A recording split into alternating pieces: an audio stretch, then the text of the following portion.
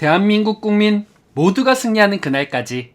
안녕하십니까, 알뜰맨입니다. 2022년도 첫 번째 거래일 어떤 공시가 있었는지 함께 보도록 하겠습니다. 가장 먼저 눈이 가는 것은 실적 등에 대한 전망이었습니다. 보시는 바와 같이 판매 목표가 다 호조세를 보였습니다. 먼저 현대차입니다. 2021년도에 판매 수가 389만 981대였는데 2022년도에 판매 목표는 432만 3천대로 무려 전년도 대비해서 11% 상향된 모습을 보여주었습니다. 때문에 2022년도에 판매량이 높아짐에 따라서 영업이익도 같이 늘어날 것으로 전망이 됩니다. 다음은 기아입니다.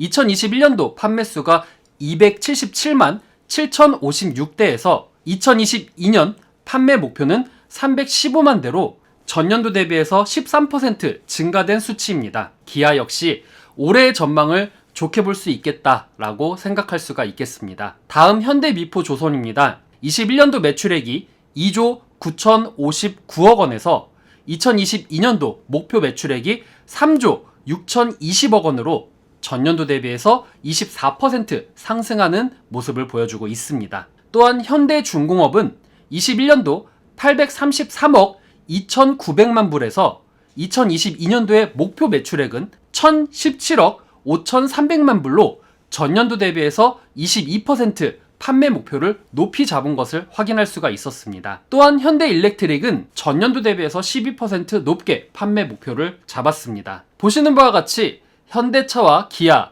현대미포조선, 현대중공업, 현대일렉트릭 요 기업들은 내년에 판매 목표를 높이 잡았기 때문에 이 높이 잡은 거에 대한 부분들이 주가에 반영이 될 것이라고 생각을 합니다. 실질적으로 이러한 데이터들은 기관과 외국인들이 보고 들어올 수 있는 지표가 될 수 있고 차후에 컨퍼런스 콜을 통해서 앞으로 어떤 식으로 진행을 하겠다라는 미래지향적인 전망 등이 나오면은 이것에 대한 타당성을 받고 주가는 좀 더 탄력적이지 않을까라는 생각을 하게 됩니다. 다음은 최대 주식 등 소유 주식의 변동에 대한 내용입니다. 여러 가지가 있었는데 그 중에 조금 더 특징적인 것이 바로 키다리 스튜디오였습니다. 다우기술의 계열사에서 3.95% 구매를 한 모습을 보여주었습니다. 다음은 유상증자 최종 발행액입니다. 오리엔트 전공이 유상증자 최종 발행액을 발표를 했는데 유상증자 가격은 1,900원입니다.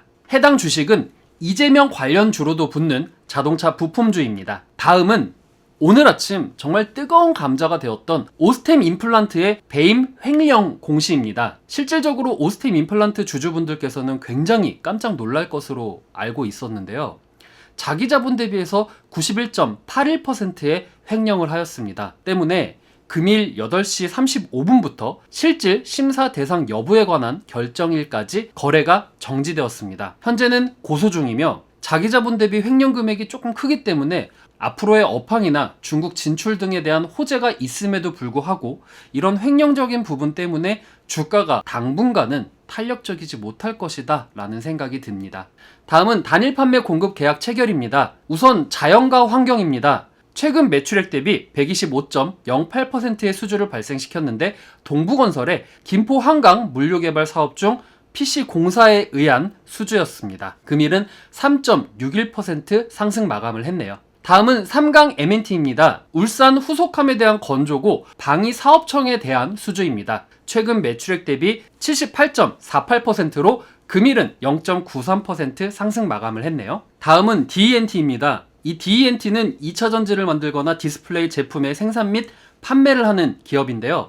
2022년도 1월 3일부터 2022년도 5월 12일까지 비교적 짧은 수주 기간에 최근 매출액 대비 76.6%의 매출을 발생시켰기 때문에 금일 17.41% 상승 마감을 했습니다. 계약 상대방은 LG 디스플레이였습니다. 다음은 폴라리스 웍스입니다. 이미지 센서 반도체 설계를 하는 기업인데 주식회사 픽셀플러스의 최근 매출액 대비 68.98%의 수주를 발생시켰습니다.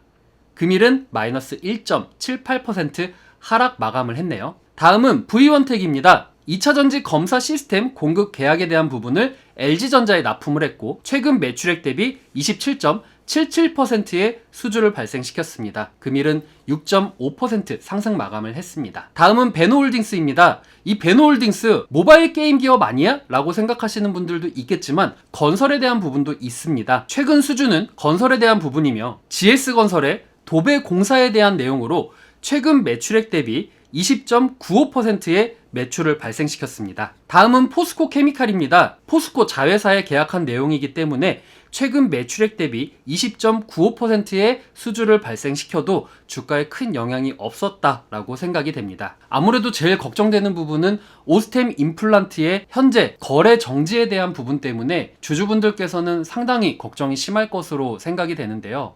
오스템 임플란트 같은 경우에는 수주라던가 장비 납품에 대한 부분이 워낙 탄탄하기 때문에 기업 자체는 좋지만 역시 자기 자본 대비 91.81%의 횡령이 있었다라는 것은 주가를 내릴 수밖에 없는 모멘텀으로 작용할 수밖에 없다라고 생각이 됩니다. 때문에 해당 부분에 있어서 여러분들이 잘 공부를 하셔서 최선의 선택을 하시길 바라겠습니다. 그렇다고 제가 지금 현 단계에서 여러분들께 무리하게 여러분들 손절하십시오 라고 얘기를 하는 것은 절대 아닙니다.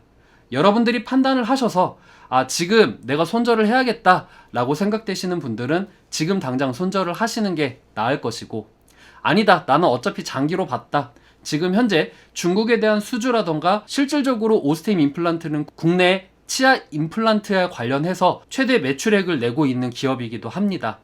때문에 외국인들과 기관의 동향을 보고 나도 따라가야겠다 하던가 아니면 내가 끝까지 들고 가야겠다 하는 등의 여러분 나름대로의 전략을 구축을 하셔서 최고의 선택을 하시기를 바라겠습니다. 또한 실적 등의 전망에 대해서 현대차와 기아, 현대미포조선, 현대중공업, 현대일렉트릭이 올해 전망을 굉장히 좋게 봤기 때문에 해당 부분에 대한 외국인들과 기관의 움직임이 어떻게 되는가라는 부분들도 추적을 하시면 여러분들께서 정말 좋은 투자를 하실 수 있을 것 같다 라는 생각이 듭니다. 이상으로 2022년도 1월 3일 공시뜯기 마치도록 하겠습니다.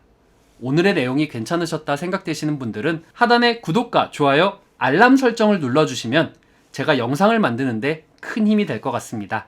시청해주신 여러분들 감사합니다.